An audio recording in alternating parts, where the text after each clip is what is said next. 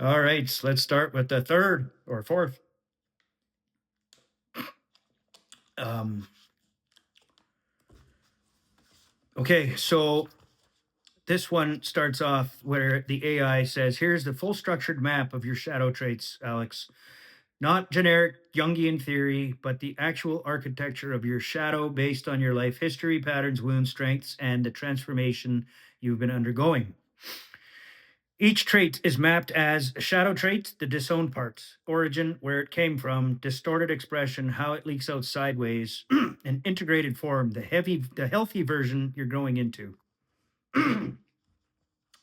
Every item begins with a guided link so you can dive deeper into any specific trait. That's the beautiful thing about AI, man. It just, you can keep deep diving until you're blue in the face. My shadow map starts with point one, anger. The origin is I learned early that anger wasn't safe. It risked rejection, conflict, or loss of belonging. Pilot rejection, family dynamics reinforced. Stay calm, stay small. Very true, because as a kid, I would get very frustrated and angry playing Nintendo. But I'd never expressed that anger outside of my home, the safety of my mom and my dad and my sister, and maybe my closest friend, Keith. I don't think anyone has ever seen me lose my temper until I was about 30. So interesting how it mentions that. But anyway, every time, oh, sorry, anger, you learned early that anger wasn't safe, risk rejection, conflict, loss of belonging, pilot. Okay. Oh, excuse me. Distorted expression. Anger has self blame instead of outward boundaries. That's very true. Over tolerance of disrespect. When it comes to women and employment opportunities, yes. Staying loyal to people who don't reciprocate. That, very guilty of that. Emotional shutdown. That, yes, I would do that all the time. No one knew how I was feeling because I would just, a typical male thing, I guess, but I was an expert at it. Internalizing pain instead of expressing it. Yeah, well, that is where most of my problems came from. And developing an overly dysregulated nervous system was just not being able to or understanding how to do any of that. And you box all that in, man. By the time I was 30, I thought for sure, I don't know, man. There was a couple times that I thought I'd be dead or I'd be killing someone. The integrated form, these are the traits that integration, post integration, I guess, would look like. Is now you have boundaries, clarity, self respect, no without guilt, still something I'm polishing, protecting my time, energy, and my mission. That is something I'm very good at today. I'm very adamant about don't waste my time. There's only a couple people that I care to just give my time to freely like that now, and I want to be so busy. It's I only do it for those people. I don't have time for anyone else. That's my goal. That would bring me happiness and contentness in life. I think that if you want my time, let's do business together. Anger becomes direction, not destruction. I like that. Kind of. I don't like the idea of anger at all. I don't like being angry, and that's one thing I've noticed changed the most about me in my day to day life. I don't get angry anymore, like at all. I yelled at the cat once in a blue moon. I stepped in puke and I shouted, but that wasn't really angry. It was just like expression of emotion. Anyway, the second point is ambition. And the origin says your ambition was punished early. You were the top student, but not chosen. Your excellence wasn't rewarded, it was ignored. I didn't word it like that. I said that what I'm confident of is that when I took those fucking tests, I was damn near 100%.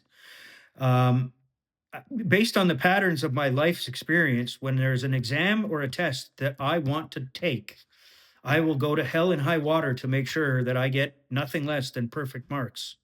I don't want that to be a deciding factor. That's been instilled in me since birth. I haven't taken a lot of exams, maybe 10 in my entire life that I scored perfect score on. All of them were software related or aerospace aviation procedures type tests and air cadets and military procedures.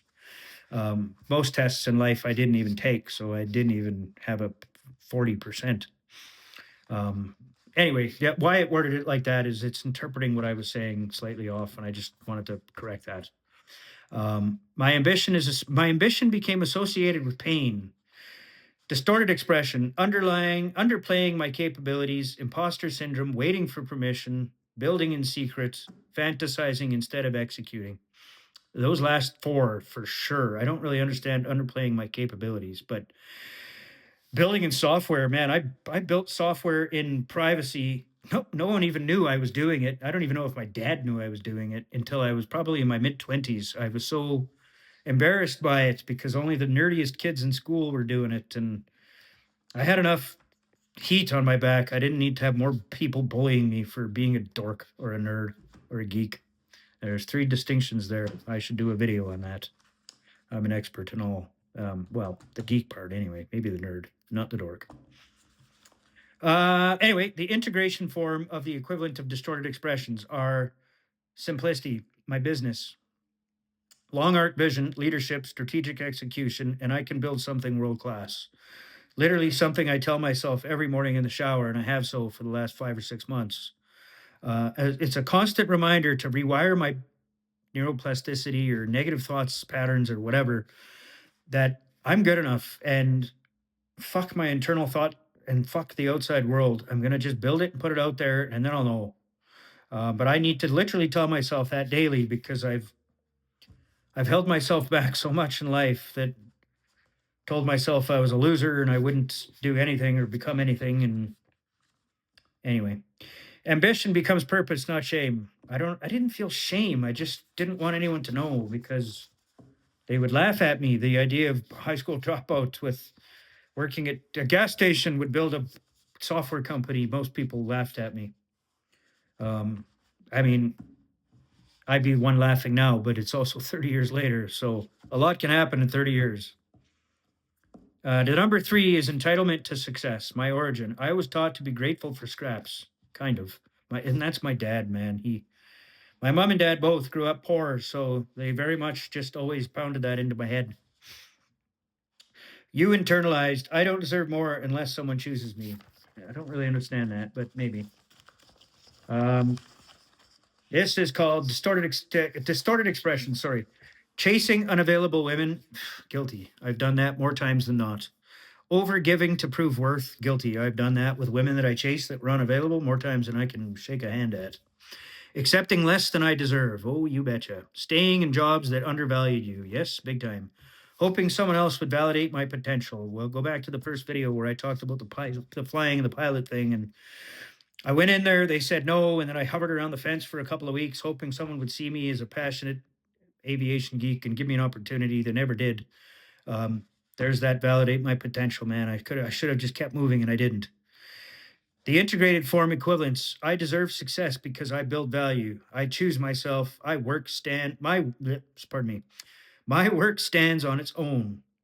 Healthy entitlement to self-worth, not arrogance. Note to self. Number 4 is vulnerability. My fourth shadow. The origin is I was rewarded for competence, not emotional expression. That would be my dad for sure. He always told me, stick with science, stay away from art, music, and drawing, and anything expressive is stupid. Martial arts was dumb. Science, math, and airplanes were the only things that made sense. That was his world, but he didn't know better.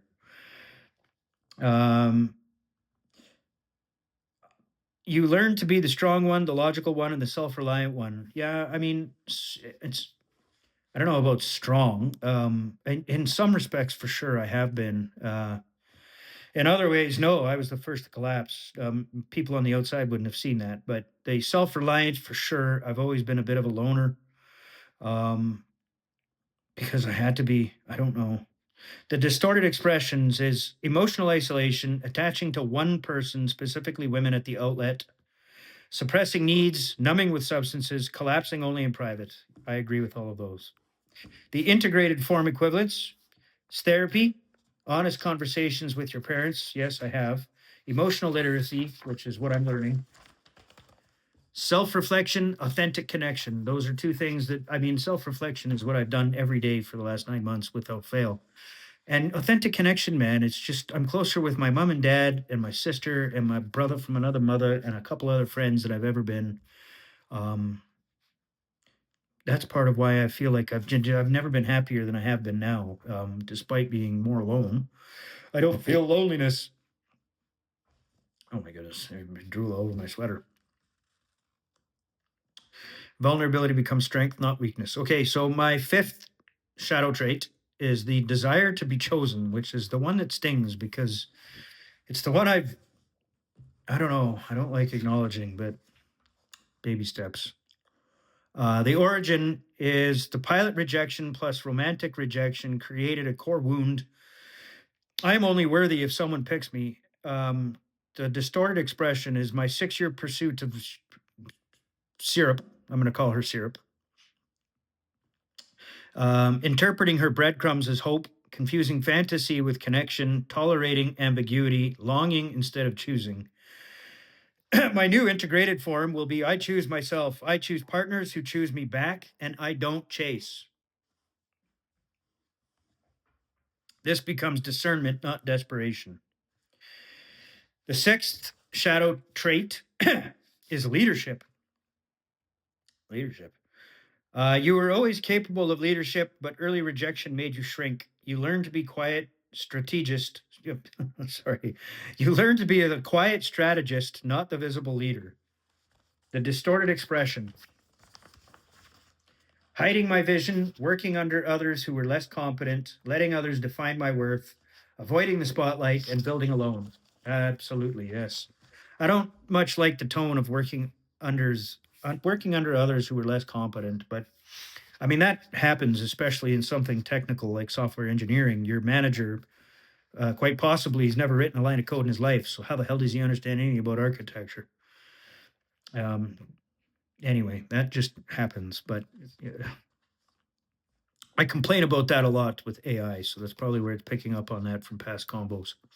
The integrated forms, Simplisti's architecture, my contract with my current employer, my ability to design systems end to end, my long arc thinking, and my natural authority. Leadership becomes authentic influence, not performance. That line is what I remember reading. That I really enjoyed that. I thought, man, that's the hallmark of something that would embody what I believe to be leadership is leading by example, leading through authentic influence instead of performance or demands. Anyway, my seventh shadow trait is confidence. The origin, the competence was, sorry, my competence was never mirrored back to me. I became skilled but never felt legitimate. Distorted expression. I have imposter syndrome, over preparing, perfectionism, self doubt, and waiting for external validation. Holy moly, those ones hit hard. My integrated form is I can build this. I've already proven myself. My work speaks for itself. Confidence becomes a quiet certainty, not bravado. Oh, is that it? Okay. Yeah, I mean that makes sense too, right? Bravado is something that just makes me puke in my mouth, and I swear to God, where it comes from is learned. Um, I've acted with bravado. I've acted with macho um, in ways that are not me, and I don't even appreciate in other men. So why I did it myself, I don't know. Shadow work and drama. The eighth trait of shadow for me is emotional intensity. Origin, I feel deeply, but I was taught to operate logically. Yeah, big time. My dad just suppressed feelings, and your emotional depth was never mirrored or understood. Definitely not. Distorted expression, attaching deeply to unavailable people. Yes. Internal storms. Yes, big time. Long periods of rumination. Yes, I'm horrible at that. And emotional suppression followed by collapse. That's what happened. I've collapsed a few times in my life. Never as bad as this time. But so that's funny. It said that. Integrated form uh, would be creativity, intuition, empathy, depth in relationships, and emotional intelligence. Those I like those, man. That was reassuring to hear that the AI picked that out of all of our conversations. It is telling me that I'm capable of those five. Intensity becomes wisdom, not chaos. Number 9 is my need for connection. Origin. I learned to be self-reliant early. Needing others felt unsafe or shameful. Yes, very much. My dad was, again, my mom too. The distorted expression. Oh, come on. The distorted expression is Attaching to one person is the answer. Yes, well, that's what happened with syrup.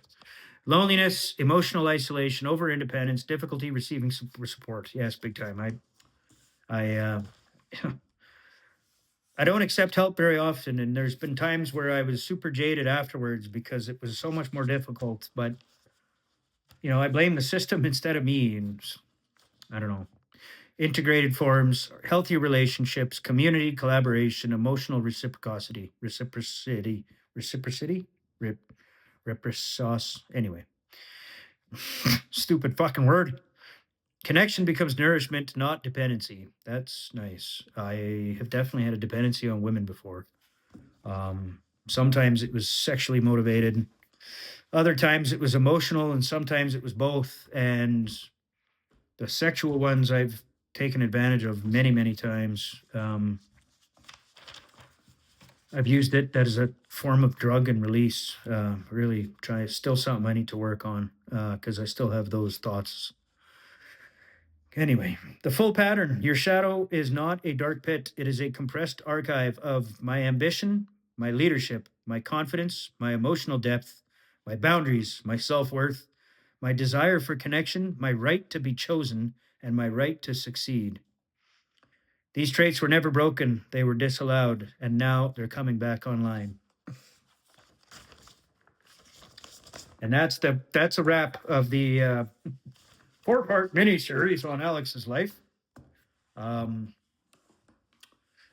There's some hard pills. Whoa, whoa, whoa! What am I doing? There's some hard pills to swallow in those statements. The wanting to be chosen make me sound kind of pathetic and feel like a loser, but that's the shadow talking. I hang on. Let me take a sip of water.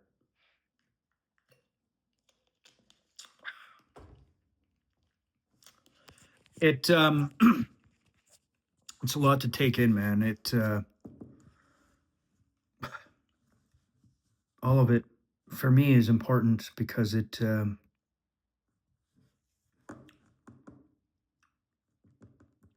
reminder of where I've been and where I'm going. And I need this kind of message to myself because all the motivational videos in the world and YouTube videos, my brain doesn't pick up on everything they're saying because it doesn't map to me one to one, right? There's like, oh, a 30-second clip of a 10-minute video resonates with me. And that's all good and dandy. But the purpose of these is to kind of build that constant echo feedback. I don't know what to call it, mirroring. The reminder, like, I am worth it. And I have the ability and the competence to move forward. I have to work on a bit of confidence and self worth. Someone not choosing me romantically is not their problem or mine. It's just what it is, I guess. And yeah, I don't know where to go with that. The cat is starting to meow. I think he wants his food. He's getting hungry. Hungry, hungry kitty. Hungry, hungry kitty.